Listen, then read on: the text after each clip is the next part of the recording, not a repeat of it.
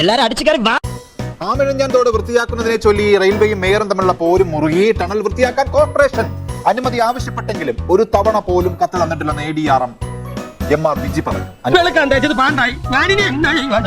വാദം ചോദിച്ചിട്ട് നൽകിയിരുന്ന മേയറുടെ വാദം പച്ചക്കള്ളമെന്നും ADRM പറഞ്ഞു.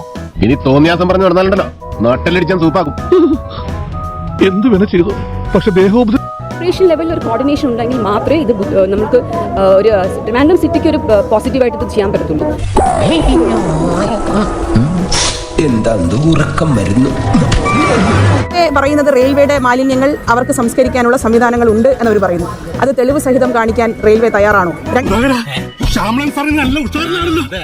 റെയിൽവേയുടെ ഒരു നല്ല ഉദ്ദേശത്തെ കുറിച്ച് ഞങ്ങൾ ചെയ്തത് ഇതാണ്. അപ്പോൾ ഇതൊരു കോർപ്പറേഷൻ ലെവലിൽ ഒരു കോർഡിനേഷൻ ഉണ്ടെങ്കിൽ മാത്രമേ ഇത് നമുക്ക് ഒരു റാൻഡം സിറ്റിക്ക് ഒരു പോസിറ്റീവായിട്ട് ഇത് ചെയ്യാൻ പറ്റത്തുള്ളൂ. അത് നീ എന്നെ ഇൻഡയറക്റ്റ് ആയിട്ട് കുത്തിയതല്ല, ഡയറക്റ്റ് ആയിട്ട് കുത്തിയതാ. വീണ ടണലിൽ കണ്ടെത്തിയതെല്ലാം റെയിൽവേയുടെ മാലിന്യമാണെന്ന വാദമാണ് മേയർ ആര്യ രാജേന്ദ്രന്റേത്. ഇതിപ്പം അന്ന് പോലെ പറഞ്ഞോണ്ടിരിക്കുന്ന ആരോ പറഞ്ഞ് പഠിപ്പിച്ചോട്ടാ മതി. ഈ മൂന്നാമത്തെ പ്ലാറ്റ്ഫോമിലെ മാൻഹോൾ നമ്മൾ തുറന്ന് പരിശോധിക്കുമ്പോൾ അവിടെ നിന്ന് മാറ്റുന്ന മാലിന്യങ്ങളിൽ കൂടുതലും റെയിൽവേ അതായത് റെയിൽവേ സ്റ്റേഷനിലോ നമുക്ക് ട്രെയിനിൽ നിന്നോ കിട്ടുന്ന പല ഉൽപ്പന്നങ്ങളുണ്ട്. ഏറ്റവും കൂടുതൽ കിട്ടിയത് അത്തരം വസ്തുക്കൾ കൂടിയാണ്. അതായത് സ്വാഭാവികമായി ഒരു ട്രെയിൻ യാത്രയിൽ ഉപയോഗിക്കപ്പെടുന്ന സംവിധാനങ്ങളാണ്, കൂടുതൽ കാര്യങ്ങളാണ് നമുക്ക് അതിനകത്ത് നിന്ന് കിട്ടിയത്. വലിയ തോതിൽ അവിടെ മഴയുണ്ടായ സമയത്ത് വലിയ തോതിൽ വെള്ളക്കെട്ടുണ്ടായി. അപ്പോൾ അന്ന് വലിയ പ്രശ്നം വന്നു. അതിനുശേഷമാണ് അതായത് സമയത്ത് ക്ലീൻ ചെയ്യാത്തോണ്ടാണ്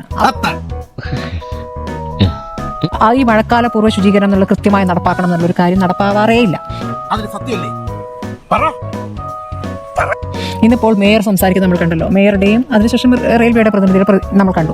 മേയർ പറയുന്ന വാചകം എന്ന് പറയുന്നത് റെയിൽവേയുടെ വേസ്റ്റ് ആണ്. എന്തുകൊണ്ടാണ് പ്ലാസ്റ്റിക് കപ്പുകൾ കുറച്ച് കിട്ടിയിട്ടുണ്ട്, അതാണ് അവർ പറയുന്നത്. ഇതാണ് അവർ പറയുന്നത്. എന്തൊരു ബാലിശവും ഇപ്പൊ പറയാൻ പാടില്ല. അവരൊക്കെ ആ സ്ഥാനത്തിരിക്കേണ്ട സമയം, അവരെ മാറ്റേണ്ട സമയം എത്രയോ അതിക്രമിച്ചു. 100% ഞാൻ യോജിക്കുന്നു. തലതിരിഞ്ഞ രാഷ്ട്രീയക്കാർ നാടിനെ സേവിക്കുമ്പോൾ നാടിന്റെ തലയെടുത്ത് തേയും. അത് കേരളത്തിന്റെ ഭാഗത്തുനിന്നുണ്ടായ സമീപനം എന്താ? രാത്രി നമ്മൾ 3-4 പ്ലാറ്റ്ഫോമുകൾ ഒഴിവാക്കി തരണമെന്ന് പറയുമ്പോഴും അവിടെ നിരന്തരം ട്രെയിൻ കൊണ്ടിടുകയും നമുക്ക് പല ഘട്ടങ്ങളിലായി പല കാര്യങ്ങളും ചെയ്യാൻ കഴിയുന്നതിൽ തടസ്സം വരുന്നു. എല്ലാ രീതിയിൽ ഹെൽപ്പും ഇവർക്ക് കൊടുക്കുന്നുണ്ട്. ഇപ്പോൾ ഇന്നലെ തന്നെ ഞങ്ങൾ റോഡ് 3 and 4 ഞങ്ങൾ കംപ്ലീറ്റ് കൊടുത്തു. റെയിൽവേ ബ്ലോക്ക് കൊടുത്തു ഞങ്ങൾ.